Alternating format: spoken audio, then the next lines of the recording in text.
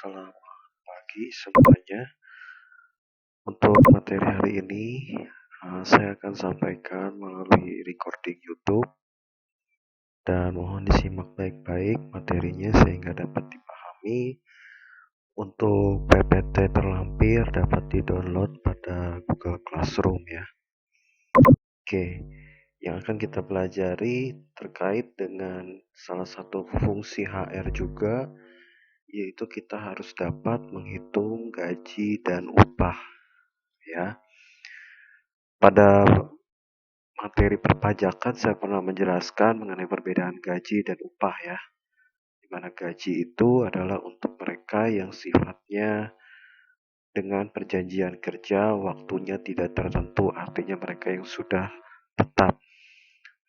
Kalau upah berarti mereka yang sifatnya masih kontrak atau PKWT ya. Oke, baik kita lihat. Jadi baik itu gaji atau upah atau honor atau apapun itu namanya atau kita sebut sebagai apapun, sebetulnya itu adalah merupakan yang dikatakan sebagai imbalan tenaga kerja. Jadi imbalan tenaga kerja ini adalah berupa hasil yang didapatkan setelah orang yang kita pekerjakan melaksanakan kewajibannya. Maka kita sebagai pemberi kerja wajib memberikan hak mereka. Nah, kemudian definisi upah di sini adalah hak pekerja atau buruh yang diterima atau dinyatakan di dalam bentuk uang sebagai imbalan dari pengusaha atau pemberi kerja yang ditetapkan dan dibayarkan menurut suatu perjanjian kerja atau kesepakatan.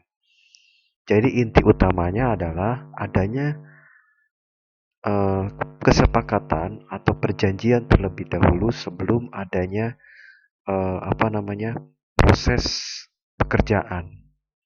Dan proses kesepakatan serta perjanjian tersebut harus sesuai dengan peraturan perundangan yang berlaku. Ya, termasuk di dalamnya adalah merupakan tunjangan, bonus atau apapun yang diberikan di dalam rangka pemberi kerja terhadap tenaga kerja, seperti itu ya. Oke. Dan sebagai majikan atau sebagai pemberi kerja ya dalam bahasa yang lebih sopan begitu ya, perusahaan mempunyai kewajiban untuk satu, membayar gaji atau upah sebagai imbalan atas tenaga kerja yang telah dimanfaatkan. Dua, memotong gaji atau upah dan menanggung iuran yang ditetapkan pemerintah sebagai akibat terjadinya hubungan pekerjaan tersebut ya. Misalnya iuran jam sostek. Jadi diperkenankan untuk pemberi kerja itu memotong gaji atau upah sesuai dengan peraturan perundangan yang berlaku untuk kemudian dapat disetorkan kembali ke dalam kas negara ya. Kemudian yang ketiga adalah memotong gaji atau upah yang dibayarkan kepada pegawai atau buruhnya, pajak penghasilan yang dikenakan atas gaji dan upah dan menyetorkannya kepada kas negara. Jadi tugas kita sebagai seorang pemberi kerja di dalam hal ini dalam perusahaan yang biasanya diwakilkan oleh HR ya sebagai di dalam fungsinya sebagai payroll ya, maka mereka harus memberikan rincian yang jelas terkait dengan kewajiban pekerja tersebut ya. Setiap pekerja memiliki kewajiban dan juga hak ya. Dan haknya itu adalah berupa gaji atau upah yang di dalamnya ada potongan-potongan yang bersifat wajib yang harus disetorkan atau dikembalikan kepada kas negara atau memang itu adalah merupakan bagian dari hak karyawan tetapi memang difungsikan untuk iuran pensiun atau mungkin jaminan hari tua yang biasanya nanti tergabung di dalam jam sostek.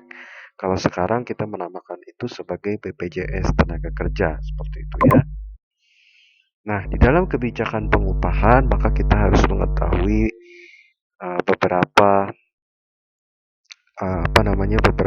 definisi ya terkait dengan kebijakan pengupahan, yaitu yang pertama upah minimum ya, berarti ini terkait dengan upah minimum yang ditetapkan oleh pemerintah baik itu pusat maupun daerah ya yang berlaku dan mengikat sifatnya terhadap pemberi kerja ya untuk bisa membayarkan sejumlah minimal yang ditetapkan di dalam suatu wilayah tertentu. Tentu saja ya. Upah kerja lembur ini diberikan pada saat ada perhitungan atau kelebihan jam kerja seperti itu ya. Upah tidak masuk karena berhalangan, ini biasanya nanti dia memiliki perhitungan sendiri ya tergantung dari kebijakan perusahaan seperti apa. Apakah berupa pemotongan atau tetap berupa perhitungan upah yang eh, sesuai dengan peraturan yang berlaku di perusahaan tersebut ya. Yang pasti adalah bahwa saat kita tidak masuk kerja sebagai seorang karyawan atau sebagai seorang tenaga kerja, maka kita harus memberikan informasi dan juga eh, apa namanya ya informasi yang jelas ya mengapa kita tidak masuk kerja begitu ya. Jadi harus ada apa namanya surat izin, harus ada alasan yang disahkan atau diketahui baik oleh atasan kita ataupun oleh manajer kita seperti itu ya. Dan upah tidak masuk kerja karena melakukan kegiatan lain di luar pekerjaan, ini pun sama ya, harus ada surat izin dan diketahui oleh atasan. Upah karena menjalankan hak waktu istirahat kerjanya, dalam hal ini cuti ya, cuti pun itu berarti ada perhitungan ya terhadap upahnya, jadi tidak dipotong tetapi itu memang hak pekerja untuk mendapatkan cuti atau yang kita sebut sebagai waktu istirahat ya. Selanjutnya kita juga harus nanti mengerti bagaimana bentuk dan cara pembayaran upah, denda dan potongan upah, serta hal-hal lain yang dapat diperhitungkan terkait dengan upah ya. Nah, kemudian kita juga harus memahami struktur dan skala pengupahan yang proporsional, bagaimana untuk pembayaran pesangon, dan bagaimana perhitungan untuk pajak penghasilan ya. Nah, ini semua yang harus kita pahami di dalam menjalankan fungsi khususnya sebagai HR dalam bidang pengupahan ya. Oke, untuk menentukan besaran upah, maka besaran upah itu ditentukan yang paling utama itu dari tiga hal. Yang pertama adalah kebutuhan hidup yang layak, berikutnya adalah produktivitas dan pertumbuhan ekonomi ya. Nah, upah minimum ini terdiri dari dua lagi, yaitu upah minimum berdasarkan provinsi atau kabupaten kota dan upah minimum berdasarkan sektor pada wilayah tertentu atau kabupaten atau kota ya. Tentu saja sektor industri itu kita sudah bagi ya berdasarkan ketentuan dari keputusan Menteri Perdagangan dan juga keputusan Menteri Keuangan ya. Jadi sudah ada sektor-sektor yang terkait dengan besaran upah ya. Sektor industri otomotif itu biasanya akan lebih besar dibandingkan sektor industri garmen. Nah, karena mengapa? Karena memang sudah ada pembagian dari sektor industri tersebut ya. Seperti itu. Nah, sekarang kita ada muncul pertanyaan, berapa besar kenaikan upah? Tidak ada ketentuan yang mengatur secara jelas mengapa berapa besarnya kenaikan upah. Hanya di dalam pasal 14 ayat 2 dan ayat 3 menjelaskan bahwa upah minimum itu berlaku bagi pekerja yang mempunyai masa kerja kurang dari 1 tahun dan peninjauan besar upah pekerja dengan masa kerja lebih dari 1 tahun dilakukan atas kesepakatan tertulis, baik itu atas pekerja atau bisa diwakilkan oleh serikat pekerja dengan pengusaha. Jadi yang disebut dengan UMK atau upah minimum kabupaten atau kota itu adalah mereka harus pemberi kerja ini harus mentaati aturan tersebut. Dimulai dari siapa? Dimulai dari karyawan atau tenaga kerja yang masa kerjanya kurang dari 1 tahun. Ya, jadi undang-undang menjamin atau peraturan menjamin bahwa mereka yang memiliki masa kerja kurang dari 1 tahun berhak memiliki upah minimum yang sesuai dengan yang ditetapkan di kabupaten atau kota, ya. Dan kemudian setelahnya di atas 1 tahun, maka silahkan antara pihak pengusaha dengan pihak pekerja atau bisa diwakilkan oleh serikat pekerja menentukan besarannya kembali berdasarkan kesepakatan secara tertulis, ya. Nah, tetapi untuk jaminan daripada pekerja itu adalah upah minimum yang ditetapkan secara ditetapkan di kabupaten atau kota seperti itu, ya. Nah, di dalam ayat 14 pasal 14 ayat 2 dan 3 ini artinya bahwa di atas 1 tahun itu kita harus ada kenaikan berdasarkan besarannya yang memang tidak diatur tetapi biasanya berdasarkan kesepakatannya. Artinya berapapun kenaikannya wajib ada kenaikan. Hanya berapa besarannya kembali lagi diserahkan kepada pihak pengusaha dan pekerja untuk mengadakan kesepakatan. Demikian, ya. Kemudian komponen upah di sini kita lihat, ya, berdasarkan pasal 94 Undang-Undang Nomor 13 Tahun 2003, upah itu kita bagi menjadi upah pokok dan tunjangan tetap, ya. Besaran upah pokok sedikit-sedikitnya itu adalah 75% dari jumlah upah pokok dan tunjangan tetap. Jadi diharapkan berdasarkan Undang-Undang Nomor 13 Tahun 2003 ini besaran dari upah pokok itu minimal adalah 75% rasionya setelah kita mendapati hasil total dari keseluruhan jumlah upah, gitu, ya. Nah, jadi misalkan 75%, ya, 75% di sini bagaimana maksudnya seperti apa?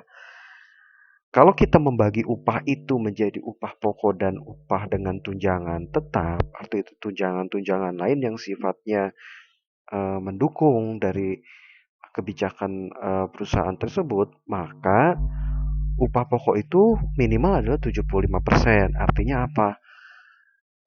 720 kalau kita jumlahkan dengan 240.000, maka totalnya adalah 960.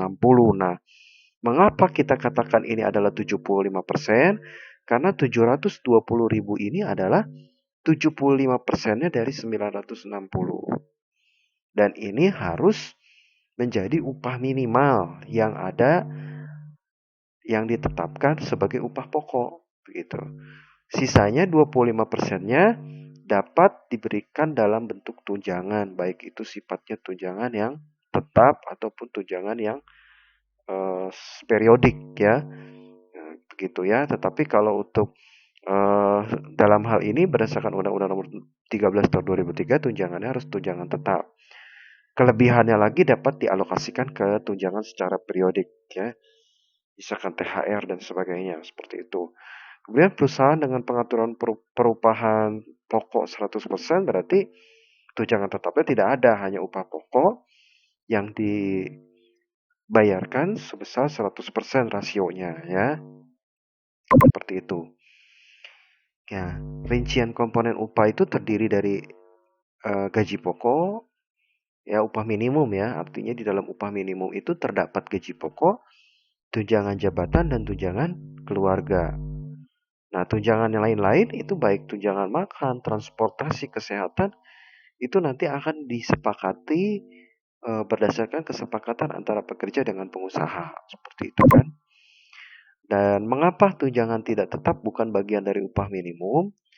Karena tunjangan tidak tetap, ya, di dalam hal ini dapat berpengaruh terhadap faktor uang lembur. Bila mana nilainya di atas 25% dari keseluruhan upah, baik itu gaji pokok ataupun tunjangan tetap dan tunjangan tidak tetap. Jadi, mengapa tunjangan tidak tetap itu tidak menjadi bagian dari upah minimum atau elemen dari upah minimum? Karena tunjangan tidak tetap ini besarannya tidak bisa kita samaratakan, ya, atau tidak bisa kita hitung secara rata demikian setiap bulannya atau setiap periodenya, begitu, ya. Jadi di sini dia biasanya dimasukkan ke dalam tunjangan tidak tetap. Di dalamnya bisa juga ada uang lembur dan sebagainya, begitu, ya, sehingga besarannya bisa 25% dari gaji pokok, bahkan bisa besaran 25% dari gaji pokok ditambah dengan tunjangan tetap. Begitu ya. Nah, itu jadi besarannya disepakati bersama-sama antara pengusaha dan pekerja ya. Nah, apakah boleh dalam masa percobaan upahnya tidak 100%? Ya. Nah, dalam hal ini kita harus mengerti dulu secara prinsipnya. Prinsipnya adalah bahwa nilai akhirnya tidak boleh rendah dari upah minimum. Begitu. Jadi kalau UMK ditetapkan sebesar 960.000, sedangkan upahnya yang dijanjikan sebesar 1.200.000 dan selama masa percobaan diberikan 80%-nya ya, sebesar 960 ya. Hal ini dimungkinkan karena tidak lebih rendah dari UMK karena nilai UMK sama dengan nilai yang diberikan. Jadi rumus utamanya adalah seperti itu ya. Nilai UMK tidak boleh lebih rendah dari nilai yang diberikan, begitu. Jadi minimal harus adalah nilai UMK apa yang menjadi hak karyawan atau tenaga kerja. Ya. Selanjutnya setelah lewat dari masa percobaan maka akan naik setelah masa percobaan akan naik senilai kesepakatan, begitu ya. Nah, di dalam pasal 14 ayat 1 dijelaskan bahwa bagi pekerja yang berstatus tetap, tidak tetap, ya baik itu tetap, tidak tetap ataupun percobaan, upah yang diberikan oleh pengusaha serendah-rendahnya harus upah minimum.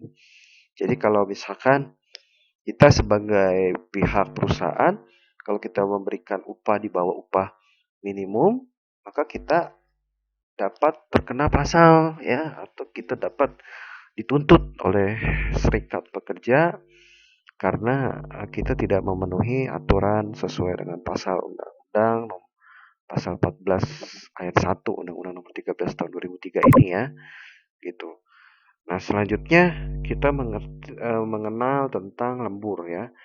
Bagian terpenting dari sistem penggajian atau pengupahan adalah menentukan jumlah yang harus dibayar kepada karyawan pada kala tertentu.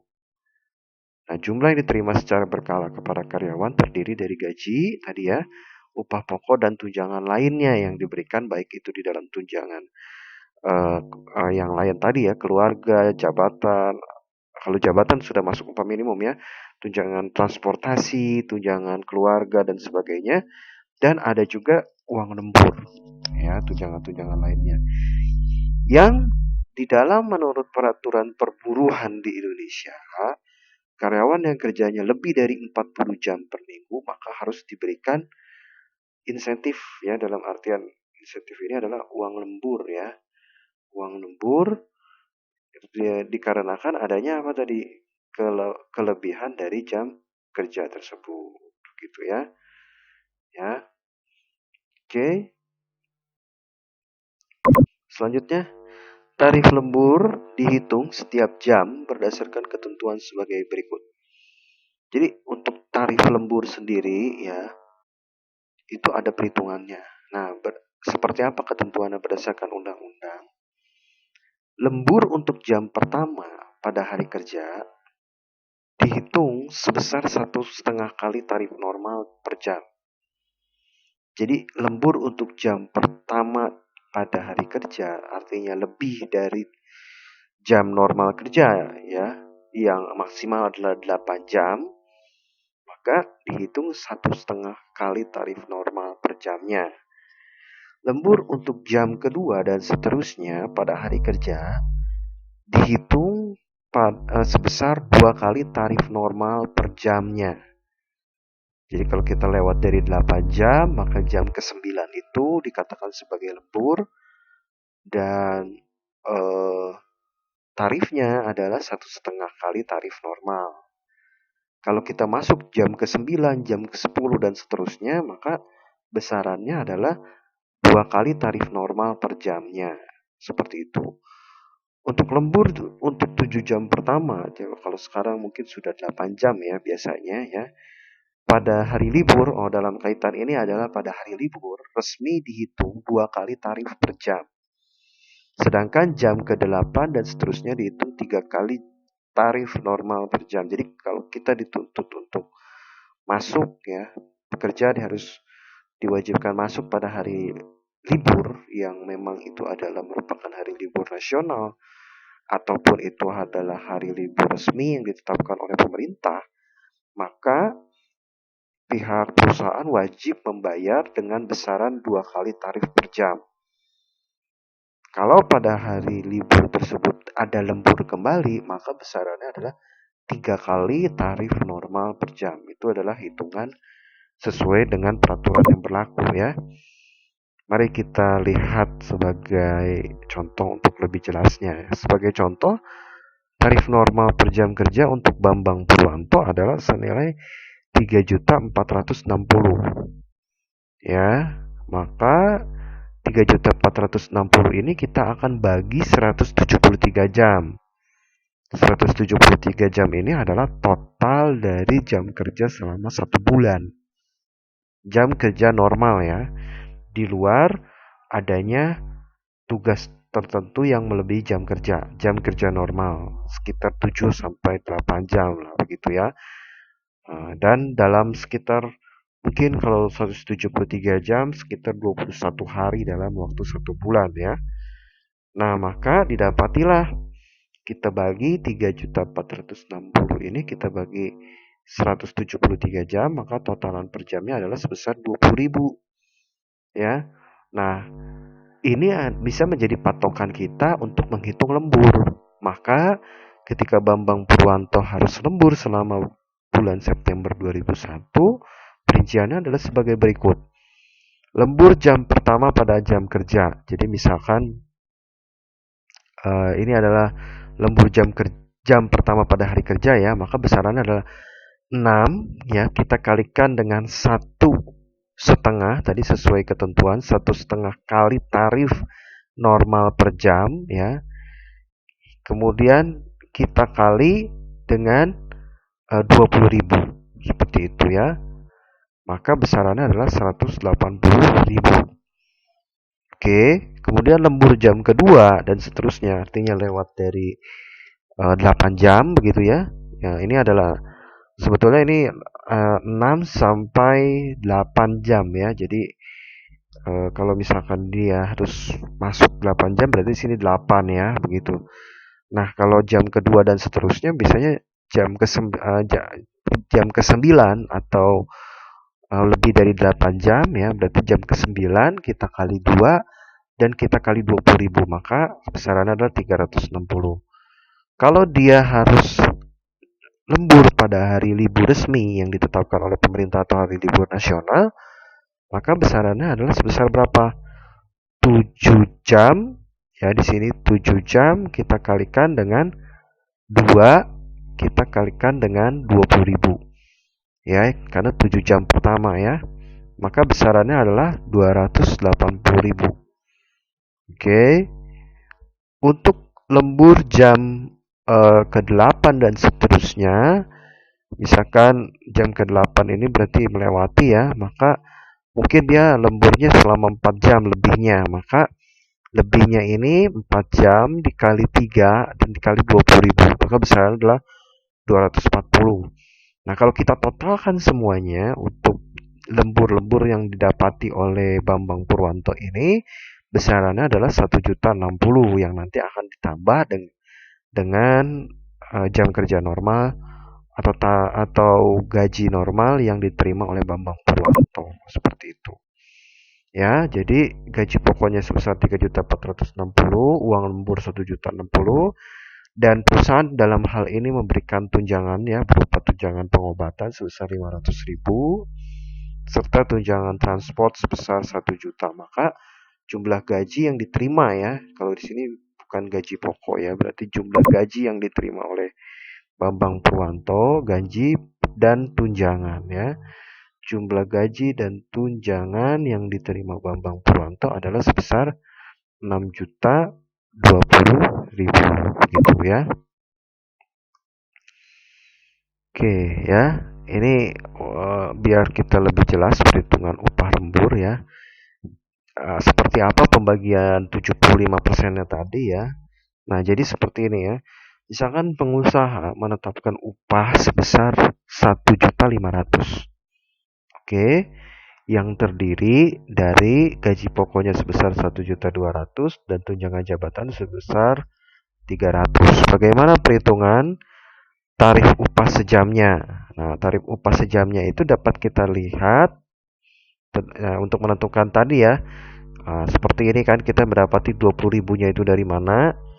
Nah, kita bisa mendapati dari 1.500.000 kita bagi 173 ya, atau kali 1/173. Jadi boleh Anda bagi langsung atau boleh Anda kali 1/173. 173 ini adalah jumlah jam kerja selama 1 bulan. Maka besarannya adalah 8.670,51 ya.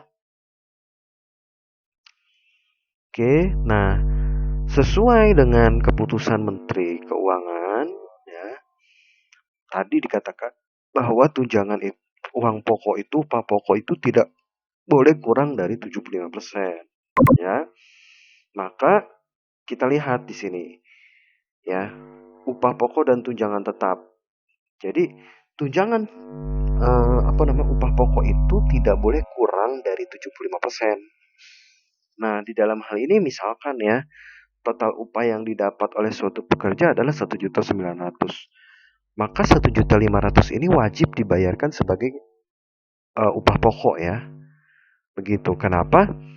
Karena itu adalah ketentuan dari keputusan Menteri Keuangan. Di dalamnya bisa termasuk gaji pokok dan tunjangan jabatan. Begitu. Jadi besarannya adalah 79% ya.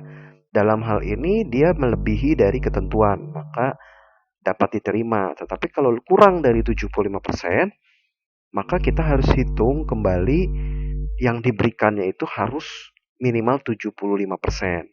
Gitu kan?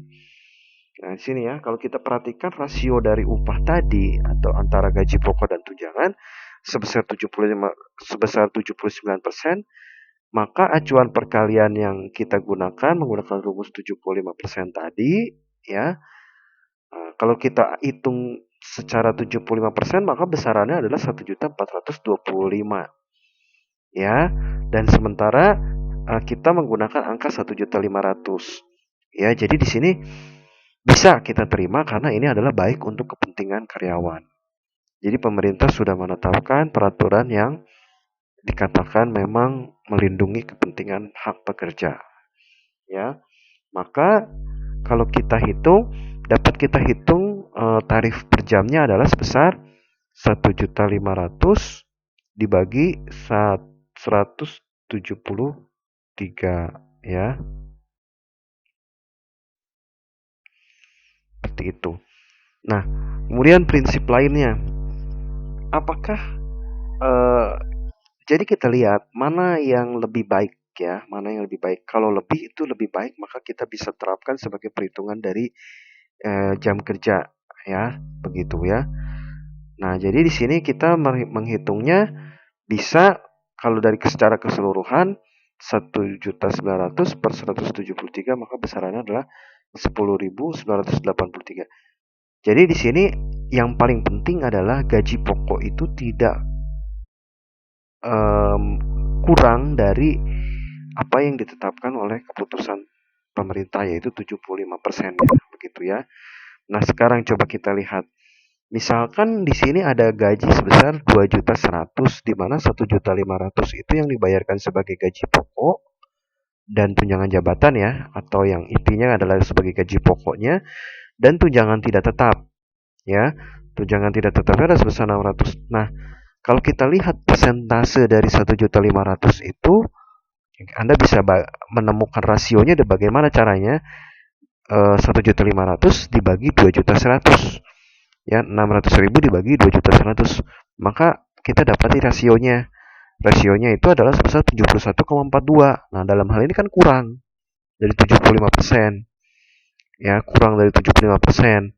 Lalu bagaimana tindak lanjutnya? Jadi kalau kita perhatikan rasio upah di atas ya, gaji pokok dan tunjangan tetapnya sebesar 71,42, artinya dia berada di bawah 75% seperti yang dimaksud dengan Catman tadi. Maka kita tidak bisa menerapkan, ya, kita tidak bisa menerapkan. Maka 75%-nya itu harusnya adalah 1.575.000, sedangkan nilai komponen upah yang diberikan itu adalah sebesar 1.500.000.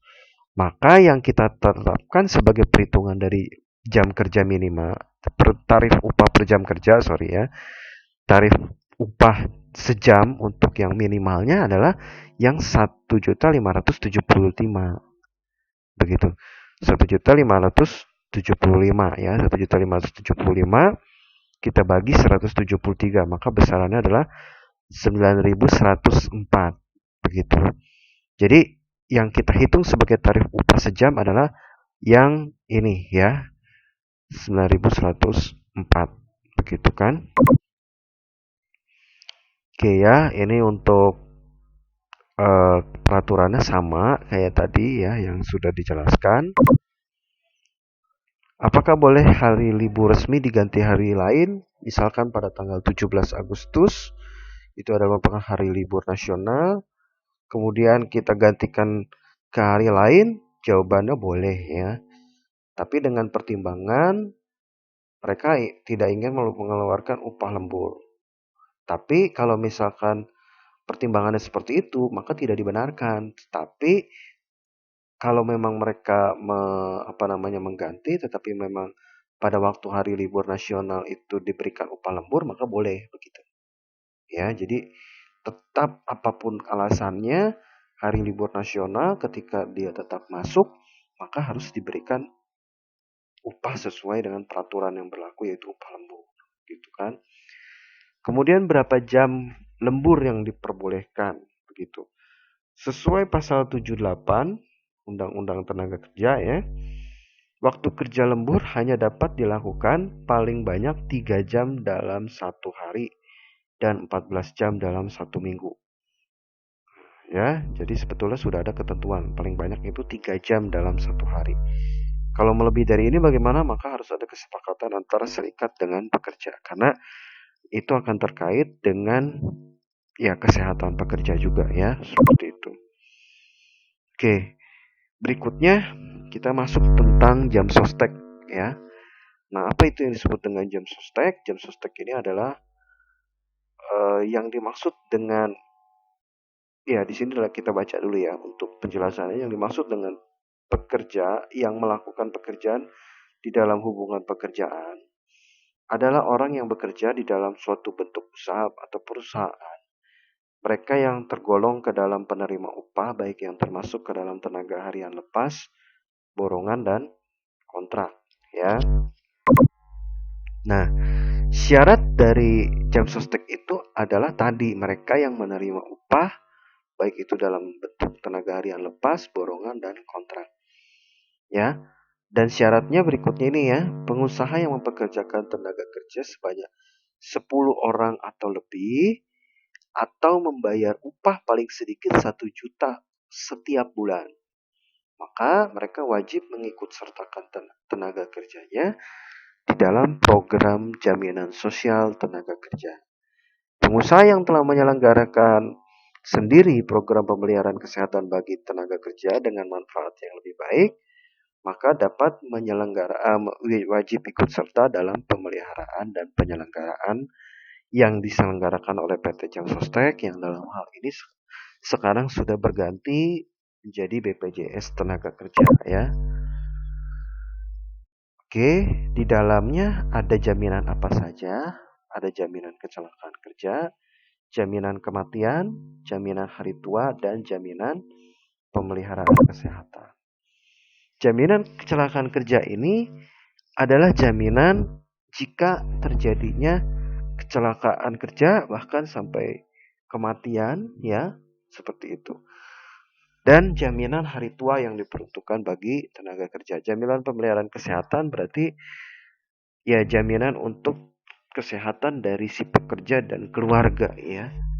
Nah, untuk yang berkeluarga maka jaminan program tenaga kerja ini berlaku untuk istri dan anak, dan maksimal adalah 3 orang ya. Dan maksimal adalah 21 tahun bagi anak yang belum bekerja dan belum menikah, begitu ya. Iurannya jaminan hari tua itu adalah sudah ditetapkan sebesar 3,70% yang ditanggung oleh pengusaha sebesar 2% dan sisanya ditanggung oleh tenaga kerja.